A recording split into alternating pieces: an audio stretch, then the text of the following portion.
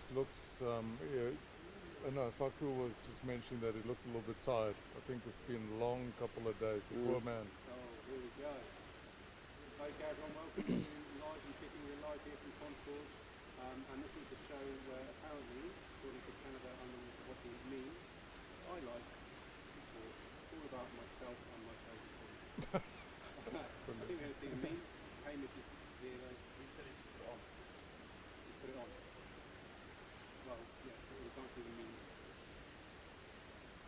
Cue the meme. Here we go. So this is thanks to Canada Underwater Hockey meme for this one. So we take some time to digest that. All of my favourite things. Apparently I talk all about myself, and the things I talk about are myself, Pi, GB, and the fact that I won the Under-19s in 2002.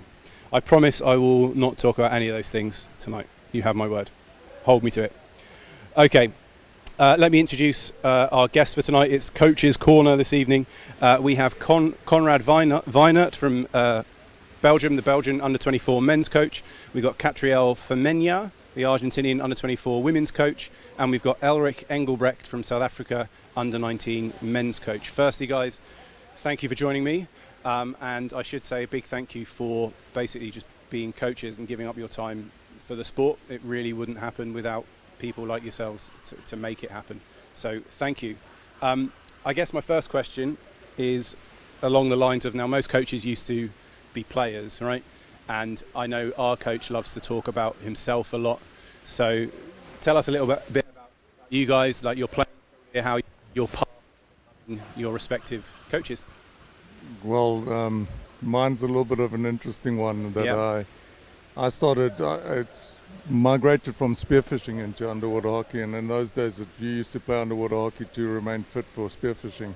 And I was a student at a university, and someone said, "Oh, let's go and play hockey." So I started playing hockey in a province in South Africa called, in those days it was called Natal. I think it was in about 1992, and played in the regional league and that. Unfortunately, a couple of years, about 3 years down the line, I got a serious injury, neck injury, and I couldn't walk for a couple of months in hockey, and that put an end to that career. Until in 2010, the school that my children were going to built a swimming pool complex, and so I started a club in South Africa. I think you spoke about it on your second night here. Henry mentioned the schools club, like the 330 school That's children. Right, yeah. So I started that club up in 2010, and that's how I got into coaching, because and there was just young people coming through and coming through the ranks and that, and that's how I got into coaching. Excellent. Great. Cool. Okay, pass it along. Yeah. How I got into coaching was I was a player. I've played four national tournaments so far. So and then after I couldn't play anymore, I just thought to myself, what would I have wanted as a player? And I would wanted a coach that was a player himself. So I just started coaching on a provincial league. First a club league, of course, provincial league, and now I'm fortunate enough to be the national coach. It's my first national coaching tournament, so I'm pretty excited. And you need a lot of coaches as well. South Africa, you've got four teams here, so we've got 4 teams. Awesome. It's a massive privilege to have so many people that are willing to coach and having so many players that want to be coached. I'm rapidly becoming a fan of South Africa here, because it's like a fresh new style of hockey that you guys seem to be playing, as was hinted on in episode 2. And also there was an interview that came on this morning from yesterday's games with one of your under-19 girls. She was just so enthusiastic and happy and talking about hockey and how she's loving the tournament.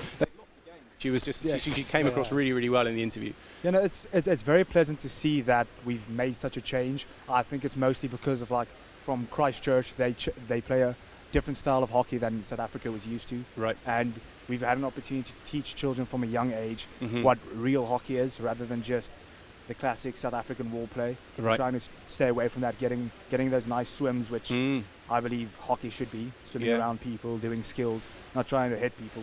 We're not playing rugby. Yeah, it's noticeable as well from the games that I've seen. Yeah, thank you. Yeah. We're working hard, and it's good to see that people are realising it. Yeah, it's great. Okay, Catriel. For me, it was I played since I was 14, and then I went to my first world in the lead team at Durban. Yeah, Durban. Okay. Was that in South Africa. 96? No. 2008. No. I was gonna say, sorry, that was an insult. 2008. 2008. Yeah. Okay. And then just player, and in South Africa 2016, 16. Yep. I was a playing coach Uh-huh. for the lead team. Uh-huh. Then Australia Yep. as a coach for the ladies under 24. Yep. Then again playing coach last year, and this time again Yep. under 24 women. You can't play a coach that one. Huh? Sorry No, about that. No. I tried. You tried, yeah, you tried. You got your costume ready. Yeah. Okay, nice. Yeah, go for You it. know, when I was a student and I was playing, and we used to play student nationals and also play in the nationals, but we had a chap, some people might know him, Dean McNeil. That name is quite well known in the earlier days of underwater hockey. And he was just a brilliant coach. And when you get coached well, you realize that, you know, that's what you want for others as well. And so when you get to an age when you can give back, you know, you sometimes have to emulate greatness. And so the greatness comes through great coaching. So if you become a great coach, others will also follow in those footsteps. You know? Yeah, and everyone remembers their coach, right? I've had a few coaches in my time, and I've picked up really great things from each one of them. And as I said at the beginning, it makes the sport like this just wouldn't happen without people giving up their time, be it coaches, referees, volunteers. So that's great. All right, I do have another question that you can each answer as well. So it's interesting to kind of get to know each different country, kind of what your requirements are. So when it comes to, say, 2 years before a competition, and you're like, right, I'm going to be the South African coach, for example, I need to pick my team, and you probably sit down with, I don't know, 30 players, for example, that are going for your team, or however many it might be, and you say, right, if you want to get in my team, what do you say? This is what you got to do. What would you say to them? Go, anyone can answer. I mean, I didn't have much of a. There weren't that many to pick from. We just took what we could get. Right. When it comes to the Belgian. Yeah, 'cause you guys team. got 8, haven't you? We've got 8 players. Yeah. Yeah, we actually got 9 on the sheet. Unfortunately, someone had to pull out last week because it was just a niggling injury that wouldn't repair before the World Championships. And he was a good player. He played in Canada for the national Belgium team as well. So we do miss him. But no, our requirement was, look, I mean, I was actually appointed the coach in September, and we had our first camp in November. And so we had people that came through the ranks there, and some came and they just realized, wow, it's something quite big that they want to be involved with. And obviously you get some that say, this is just a little bit of too much of a requirement, you know, of a high standard. And but we're very proud to have these guys here, that's for sure. But my story wasn't as effective as these guys. They've got a lot more people to select from. So. Okay, well, let's hear what they got to say. Eric, what did you say? So we've got a national tournament, junior nationals, where all our provinces play together, and that is like next year's junior nationals 2020. We will be announcing that trialing will be happening again. Then we've got a big trialing camp. We call it the Villiers camp, where we've got everyone that wants to trial age group. So that's under 24 and under 19, men and ladies. They all go together, and we go to Gauteng, Wahoo, where we've also got an aquatic centre, not as nice as you've got here, but also a fairly nice aquatic centre. And then they stay in a hotel, get a fairly tournament feel like we've got going on here, so we can more or less see what their tournament mindset is, rather than having the best players, how coachable they are. So with that, it's open to everyone that competed in the A League of the junior nationals. And then what we do further than that is we've got, for example, this year we had 48 players that trialed. So it's quite a nice number. And then for each trialing camp, we cut it down with 5 players until we get to 30. And then we give the guys individual feedback at each training camp. I think we had 8 training camps before this. No, 7 training camps before this nationals. And then we chose our team in November, end of November, beginning December. We chose our national team, and then we had 3 more training camps before this. So we cut quite quickly. Yep.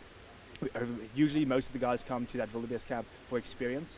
There's most people that want to learn how to become better players, not people who necessarily want to join the SA team, which is nice to see that people want to learn. Yeah. And then we work on the guys a fairly long basis.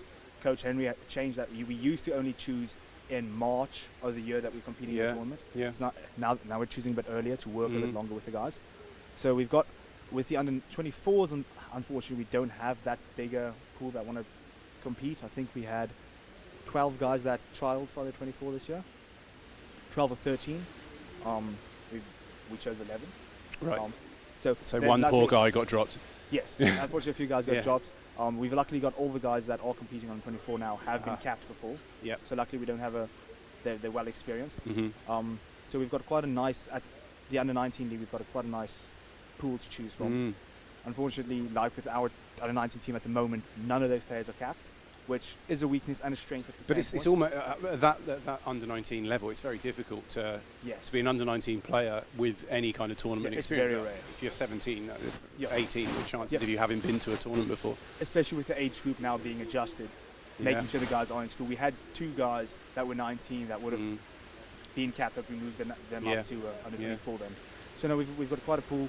It's mostly just with the age group being like it is. It's very rare that you have a player that attends the first training camp and you can choose your team from the beginning. Seeing that they're that young, the 2 years between the first training camp and the tournament, they mature and grow a lot quicker. Yeah. So at 14, the kid might be very, very bad at underwater hockey, and then when he's 15, all of a sudden he's a good player. Yeah. So that makes it very difficult to Yeah. try and find potential Yeah. where there might not be That's any. right. Yeah, there's such a difference between at that age between Exactly. a 14-year-old and a 17-year-old. Yes. And maybe the 14-year-old is better, he's just not stronger, for Yeah. example. Yeah. And the kids also have to choose between, in South Africa, rugby is very big, so they've got to choose between rugby and cricket and swimming. We've got a very sporty culture in South Yeah. Africa, which we're very fortunate about. But that makes it very difficult for underwater hockey, Yeah. because it unfortunately usually takes the sideline when, Yeah. when the guy has to choose between representing his school and representing Yep. South Africa. It's very rare that the guys choose South Africa. So there we've got a problem that usually the good players tend to be good in other sports as well. Okay. So Cool. we've got a very Let's hand it over to Catriel then, see what they do. Argentina. In our case, we have a little trouble with the girls because we had about like 30 girls for both under 19 and under 24. That's a lot. Yeah, that's good. But with the age changes, the middle of Yeah. the camps Yeah. and stuff, it was difficult, and we managed to get 12 girls in under 24, and they've been working hard. And we have a new system in Argentina. We hired Sebastián Lugo from Colombia to teach us how to get to the worlds better. Okay. So he has a system with trials, and is physic, is tactical, is technical. Yep. And that's a big improvement for our country, and that's the thing. With the boys, it was like a little better because they were more, and you have those guys for they have 19 years that went to under 24, but it was 2 guys, 1 guy. But for the girls, it was a little bit heavier. So what sort of like requirements do you set? Like, do you say, right, you've got to do, I don't know, this many hours training a week, and you've got to... No. That system is based on numbers. You have to be the best. You just got to turn up and be the best player. That's it. Get that however you want. Yeah. Not like that, but yeah. You have to try for velocity, strength, Okay. and you have 3-on-3 play. So that gives you points, and you go for the best 12. Interesting to see how you guys all do it. So we'll move on now. I think we've got to know you quite well there. So we're going to move on to a little quiz. Now, you've got down here some whiteboards. If those of you that have seen the show already will know what this is all about. So you grab a pen each and a whiteboard each and an eraser each. And as I said to you guys before the show, you'll probably get all of these right, but this is a quiz not just for you guys here. It's obviously a quiz for people watching. Feel free to have a go if you're watching elsewhere. I will warn you though, because I think you probably will know the answers to these. I've put a couple of trick questions in there, so don't feel too bad if you don't get them all. I certainly wouldn't have got 2 of these, all right? And I've been playing for a long time, so it's all about referees' signals. Pretty easy. So what will happen is I will kind of act out the signal, and you need to write on your whiteboard what the signal is for. Okay. I can be kind of fussy with wording here, so just be aware of that. And as I said, there might well be a trick question in there. Try not to show each other what you're writing. Obviously, we'll make it a competition. And if you've seen the show before, the prize is the same as the prize always is. It's one of those drink bottles, so there is a prize available. And we do have a tie break if we need it. So first hand signal is this. What does that mean?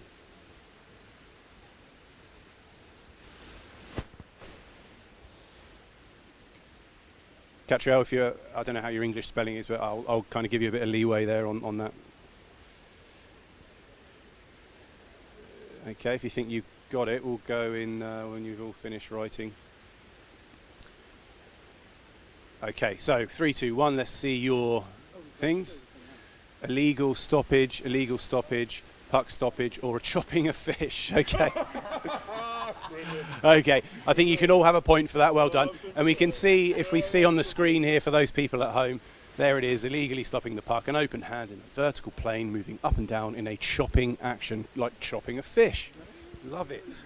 Okay, next one, and I need to put the mic down for this one because I need 2 hands. So you'll see it on the screen. Here it is.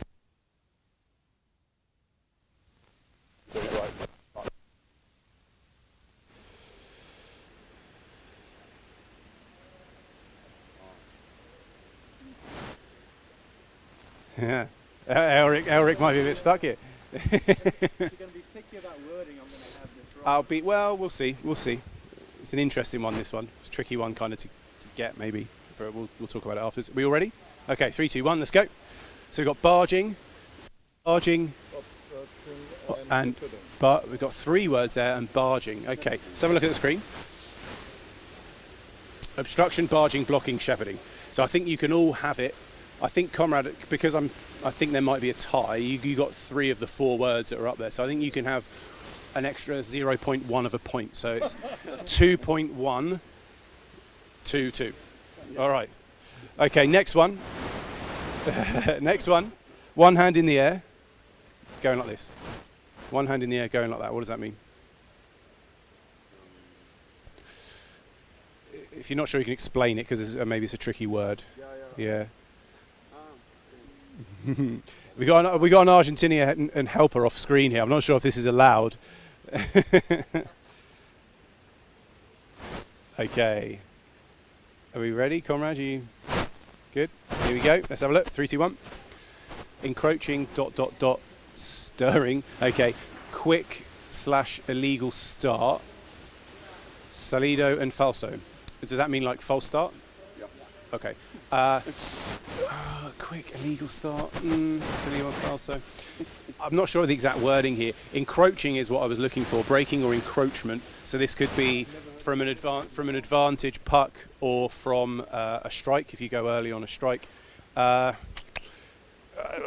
It's a biased opinion, but that's what it says in the Argentinian.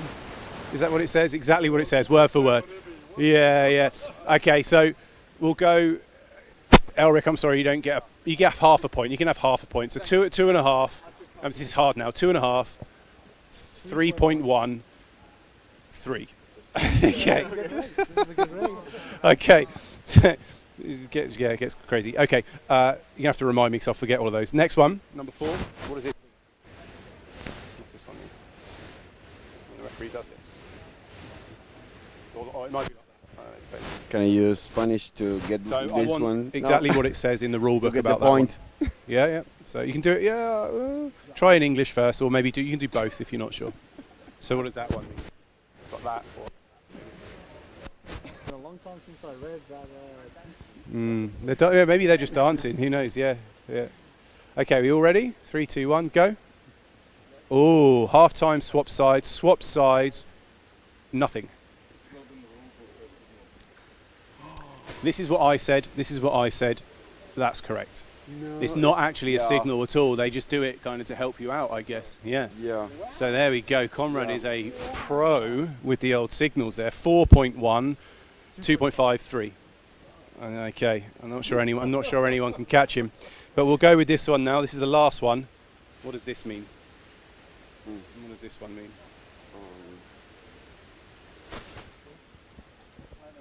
Wording is,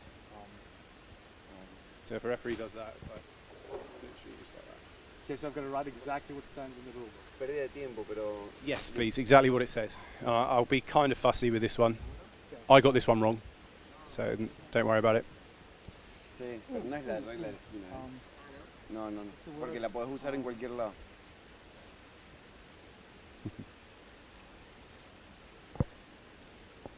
Hope you're playing along at home, you keen referees. Okay, are we ready? 3, 2, 1, go. So we've got time loss corner rule. Corner rule, slowing down playing corner, delay of game. You got to just look at Conrad's for the right answer. Yeah. You can see it on the screen. It is delay of game. I said corner rule because really that's the most common way to delay the game, and I think most people would call it the corner rule. I always thought it was corner rule because this looks like a corner. Yeah. Well, that's why they did it, because it is essentially the corner rule. But I was speaking to all the refs and they were telling me actually no, you can delay the game in other ways, not just it's not called the corner rule. Yeah. So what were the final scores there? 5.1. It was only out of 5. Well done. 2.5 and 3. Okay, well done. So Conrad, you win. Pass that one down there. Congratulations. You can take that one home. Okay. A few words of congratulations. You guys were great challenges, but sorry.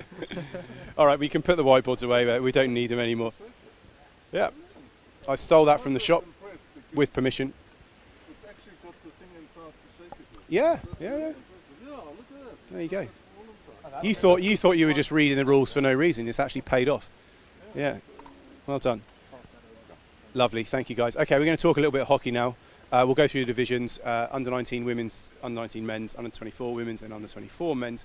And as I've said to people, if you're watching, players, coaches, if you agree to come on my show, I will watch your games. So I don't want any complaints about, you're not watching any Italy games, or you're not watching any of this games. You didn't come on my show, so tough. If you come on my show, I'll watch your games and you'll feature and I'll give you big shout outs. So, under 19 women's, that said, didn't feature any under 19 women's games because none of you are under 19 women's coaches. But I do have another meme. This one comes from New Zealand underwater hockey memes. There it is. Those of you that Game of Thrones fans will realise that one there. Hold the door, because basically, if we look at the results from today, if we can see those next. Well, it's filmed where I live. What was Game of Thrones? Game of Thrones. Ah, Northern Ireland. yeah. I should quote something now. Winter is coming, because there's a couple of girls on the under 19s team and they're coming on the show later. So I thought I'd try and get Winter is coming in. GB boys back home, you'll love that quote. So let's have a look at the under 19 women's results if we can, and we'll see. Or if we not got those up, maybe they're not been prepared. Oh, there they are. They were there for like half a second. So yeah, so you can see where that meme comes from. New Zealand 16-0, and then 11-0. So yeah, you can see why they have to try and hold the door there. Other closer games: Great Britain 4, South Africa 1, Colombia 6, France 0, and the very last game of the day there was Colombia 9, Great Britain 3. So if we look at the table, this seems to be a division where it's pretty spread out. I can't see anyone catching New Zealand.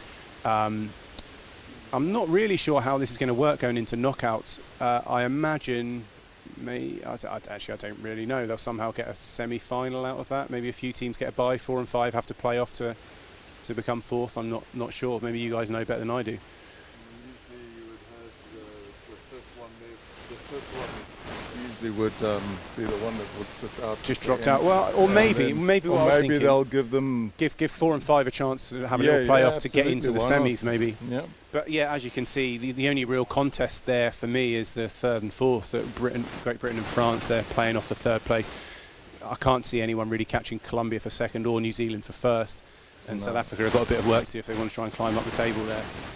So yeah, that's the under-19 women's division. Now let's move on to. We'll keep the mic with Elric there because this is your division, right? The under-19 division. So my feature game was the South Africa-Spain game.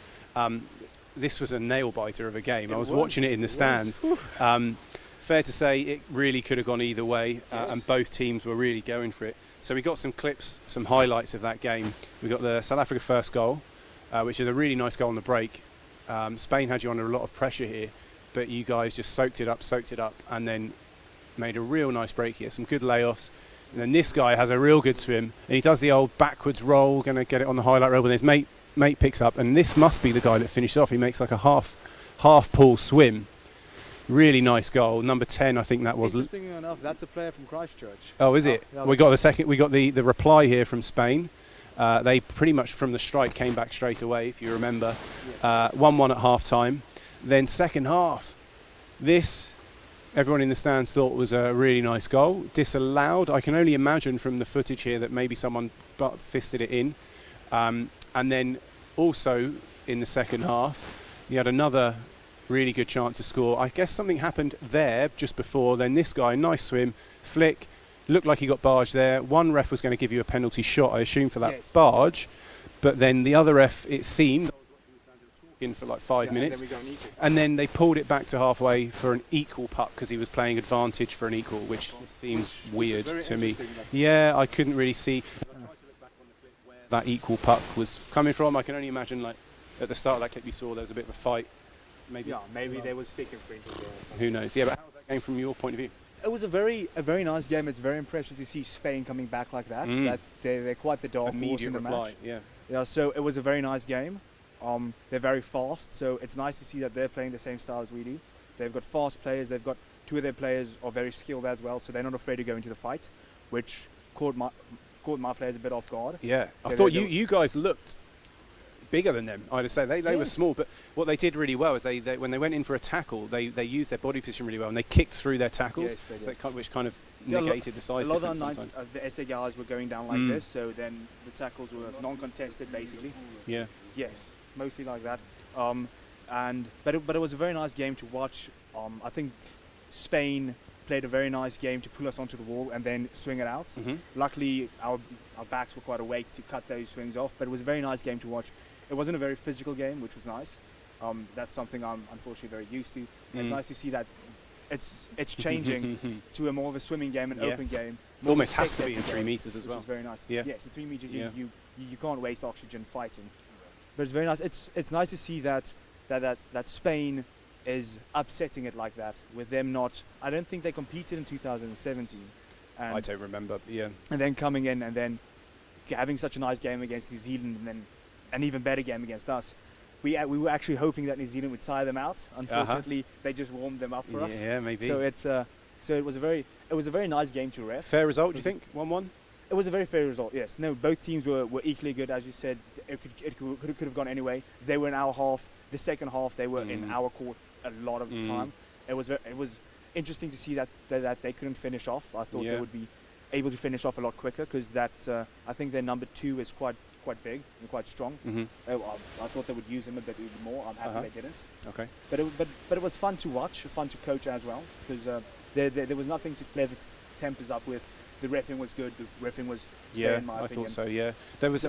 Just to interrupt you a little bit there, but yeah, I thought the referee was good in that game as well. They seem to be calling up a lot of stick fouls and a lot of gloving, but they kind of went through the motions of warning, just giving, and then eventually in the second half you had a few players each side sent out for just repeated small fouls. It seemed. Yeah, it was very nice to see that both teams cleaned up the game later on, and it was nice to see that the refs played a lot of advantage, which was very nice to see in the previous games. The refs tended to call the fouls as they saw them, and it's nice to see that they let the game flow, and it definitely helped both teams and made a very nice, clean game. So I'm happy with the result. Obviously, a win would have been great, but Yeah, that's sport, yeah. and it's better than a lose. Yeah, I thought you're right. I completely agree with everything you said there. I thought it was a fair result. I thought on the balance of pressure, I thought Spain had, like you said, they were in your half more maybe than you were.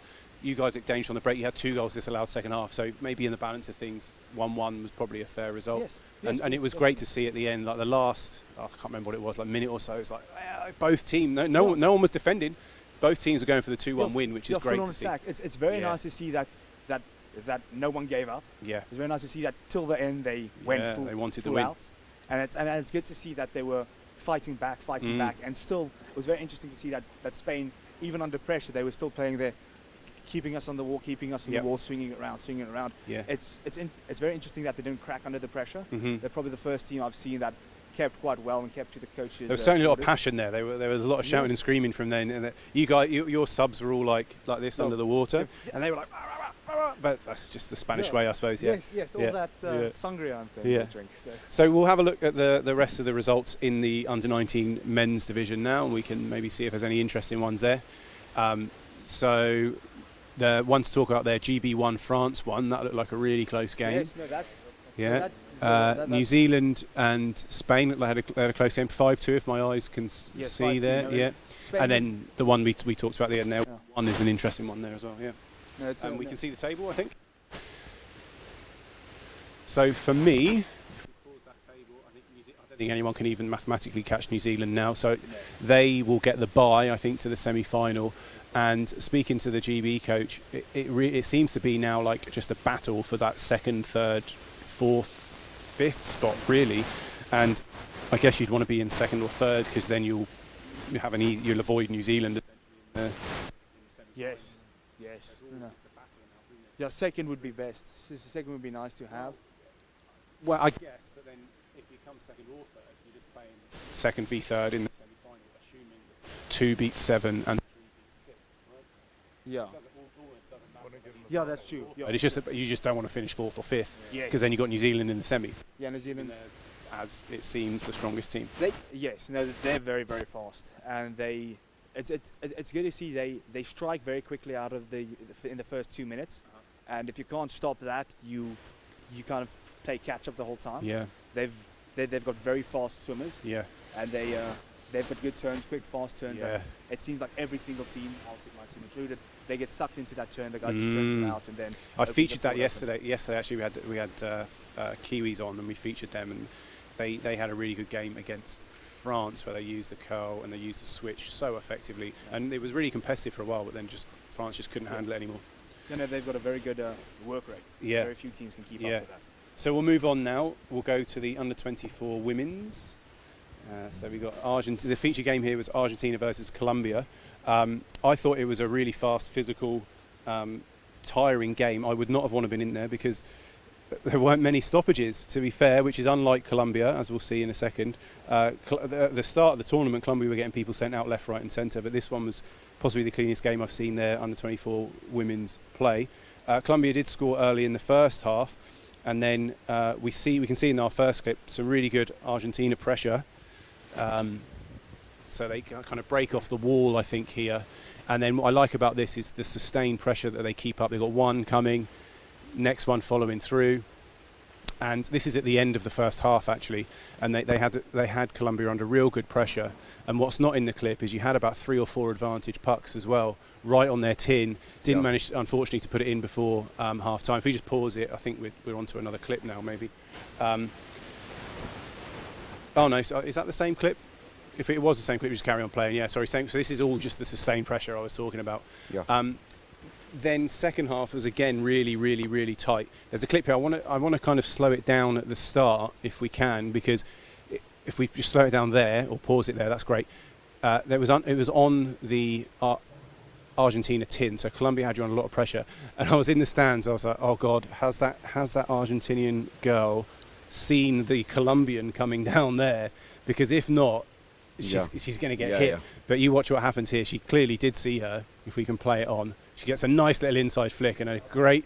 She sucked her in by making her think she hadn't seen her. It was great. Nice swim down the wall, and then an interesting use of the body here from the Colombian.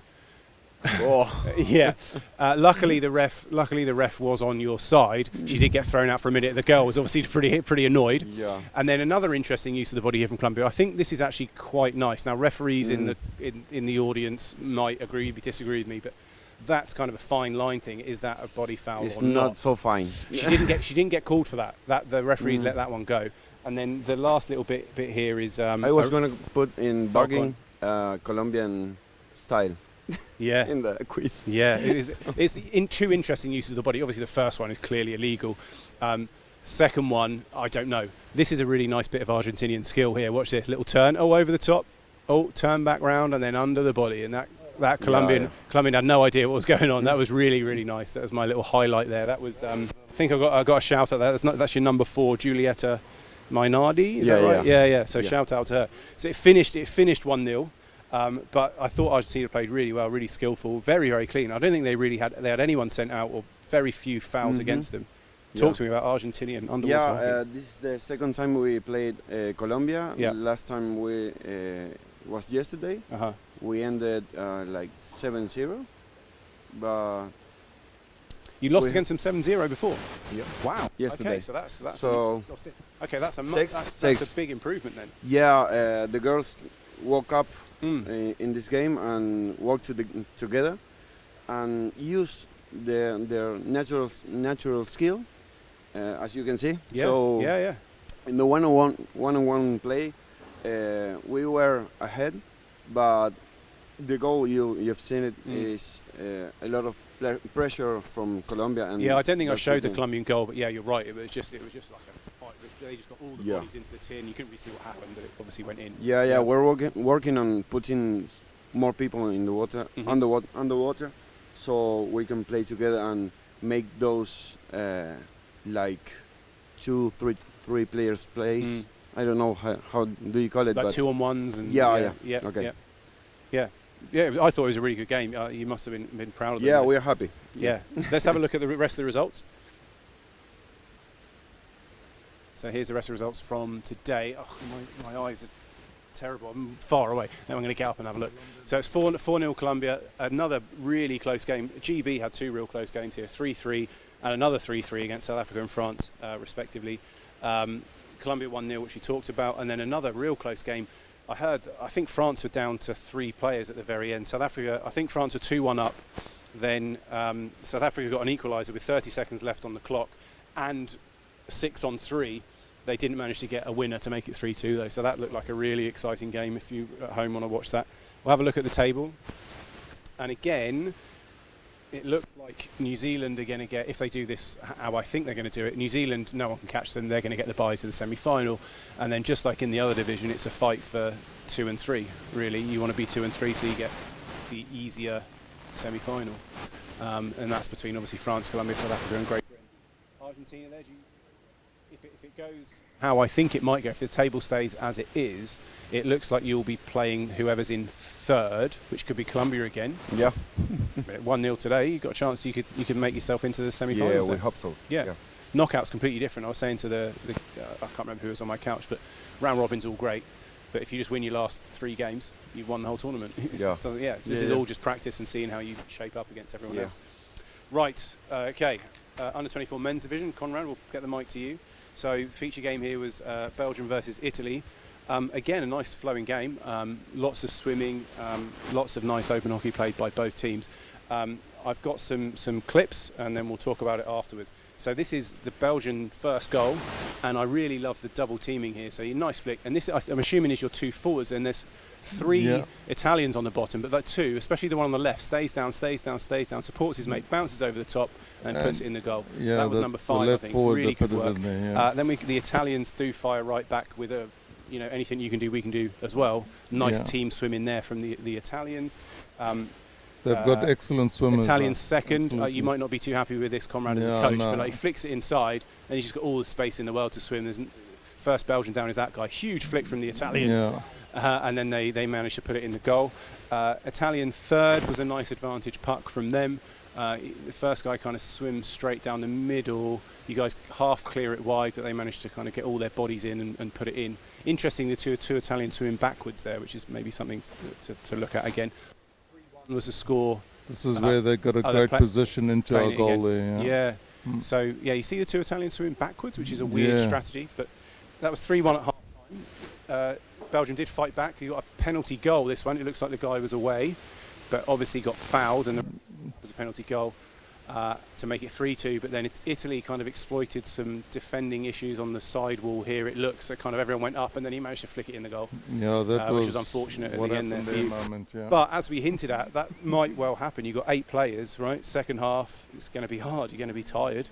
Maybe even knockout stage of the tournament, that fatigue might carry on and Absolutely. creep in. It's- How was the game for you? Well, I mean, like you said, it's a tough one when you can see that Italian team has got a lot of swimmers in it, and they really can. When they get that puck, they get a good sprint in, Yeah. and it puts a lot of pressure on our backs. Yeah. And we battle to chase some of those down or to get it to position quick enough. With having, I boiled it down just to say that they had 2 extra pairs of lungs with the sub box. Yeah, And so they could get more members down Yeah. at the bottom. So Yeah. that generally, if it was one of us down, there would be 2 of them down. So it was very difficult for the guys to absorb Mhm. that kind of pressure. I still believe that that the game could have gone anyway. No, it was definitely could. Right from the beginning.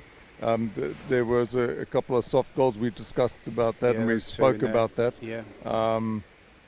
But generally, I think it was a good game of hockey. It was good to see. We both needed a game like that where we could measure our game, and they got on top. But Yeah. that's how hockey rolls. You know. It's, So- it's a massively tough division that you're in. But yeah, you're right. I It think is. there's 2 or 3 teams in there that you're going to have close games at, and your Absolutely. boys can learn from that one. Like you said, two soft goals. It could have gone either way. That's And right. I'm pleased with all my feature games. They were all great games to watch. I have to say, it was nice hockey. I wasn't bored in the stands at all watching any of them. It was like, oh my god, how's it? I could have picked out loads of things for highlights. It was great. Yeah, One that's right. highlight, player number 5, Lancelot Hymans. Am I pronouncing That's that right, correct? yes. Check this out. I thought he was going to go all the way here. It would have been I know, almost that goal was of the brilliant. tournament. You So probably he remember it. So here Didn't he connect. goes. Look, Yeah, that was brilliant. through that guy. Sorry, He I'm pulls not, it you're not, out, you're not going yeah. to tackle me. I'll keep Yeah. going. And then I thought, okay, this guy's going to get him. Drop it down here, lay it off. No, thank you very much. Over the top. And then I was like, go on. Oh, And that's where he lost it. Yeah. yeah. I But, was like, the strange thing is that we had spoken about that quite a bit. Yeah. He's great at getting a sprint going, yeah. but it's just the ability to connect. Mm. And there were 2 guys that were there with him. He So went- he it went- could have gone. It could have been a hero Yeah. because when he went over the top, I Yeah. was like, if he can carry on swimming here, that would have Absolutely. been goal of the tournament probably. You should have seen me in the side. I was up You- and down. Come on, boys! yeah. So big shout out to Lancelot there. No, he That was did well. amazing. Yeah. So let's look at results from that division from today. Lots of controversy in this division, from our perspective anyway, but let's look at those results. So close games to talk about. GB Argentina 2-1. That's the one that maybe there was some controversy there. There's some players sent out. Turkey close game-ish with Australia there 5-1. If we go, I think there's 2 pages because so many teams. It's actually quite good of Australia to Yeah, get we've one got in another there, close yeah. game there. GB France, the boys showed really good character. Well, they showed character in both games, to be fair, That's but that right. one they came from behind. They were 2-1 down, came That's back to win brilliant. 4-2. We featured the 4-2 Italy-Belgium game.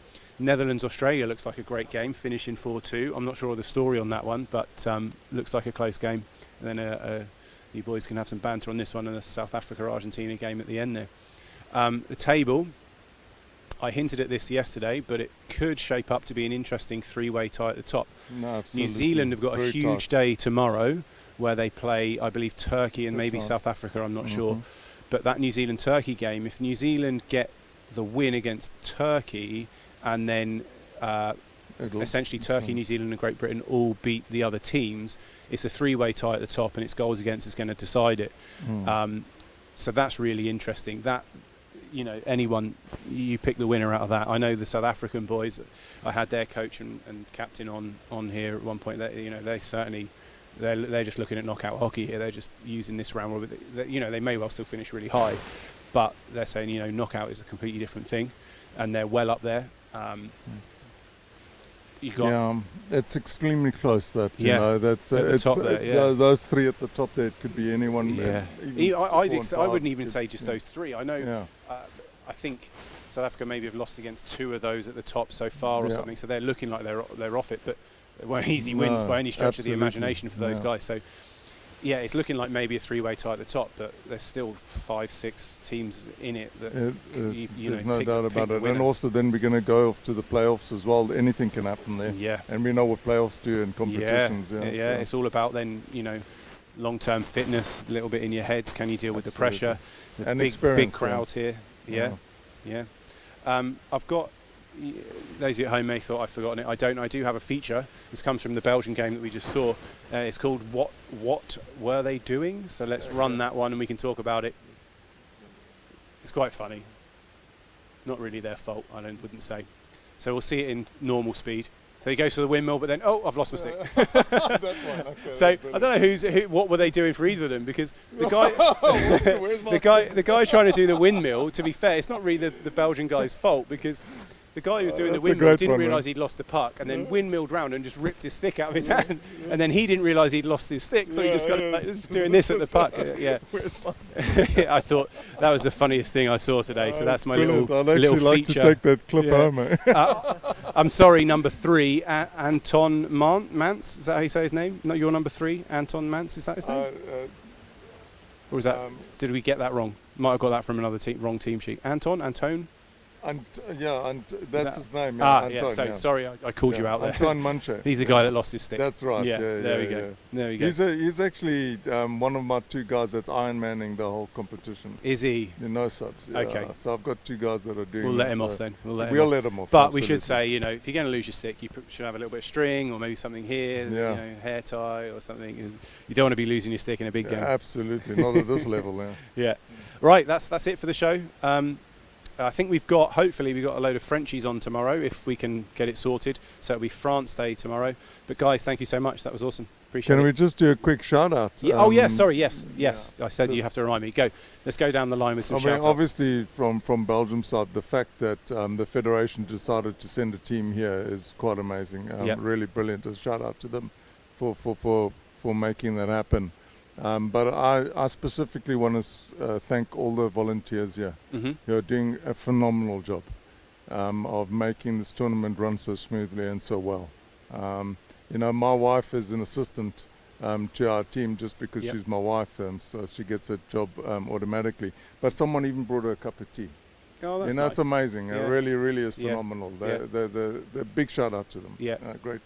Yeah, I Great- think. great Yeah, show. obviously we've got loads of people here just giving up their time and stuff. I'm okay. I'm a school teacher on my school holiday, so I don't mind really. I'd just be sitting at home watching it on TV anyway. Yeah. So, but yeah, everyone here. Yes, they're giving up their time, but I know they also love what they're doing. They love the hockey as well. So yeah, but it's really nice for you to give a shout out. I'd also just like to thank Linda, our team manager, Uh-huh. for making such a great, organised, nice clothing and a wonderful accommodation. We're staying just I think 3 minutes away Oh yeah. by walk, so that's Nice. that's very nice. And you're eating well at the Cosmo, I am eating like a champ. I ate and had a good 2-mile run here. Oh, did you? So that's Oh, why I'm yeah. sweating like this. It's quite uncomfortable. For us, in the name of Argentina, we'd like to thank the organization. It's a really, really nice tournament, and the pool and Mhm. everything. This is the first time we have a manager for the young age groups in Argentina. So, Facu Faro. Yeah, Facu. Doing a lot of commentating as well. Good job. Yeah. To the Argentinian parents and the association in Spanish, gracias Argentina por creer en los chicos y traerlos acá, que estamos creciendo un montón y es importante tener una visión a largo plazo para que podamos pisar el podio en unos años. To make it better in a long process and make it to the Yeah. tops in a few Argentina's years. on the way up, I think. Yeah, Yeah. I've seen some really good stuff. Thank you. Guys, thank you very much. That's it. We'll see you tomorrow for episode 5, I think. Cheers, guys. Thank you. All right, thanks, guys. You can press the mute button.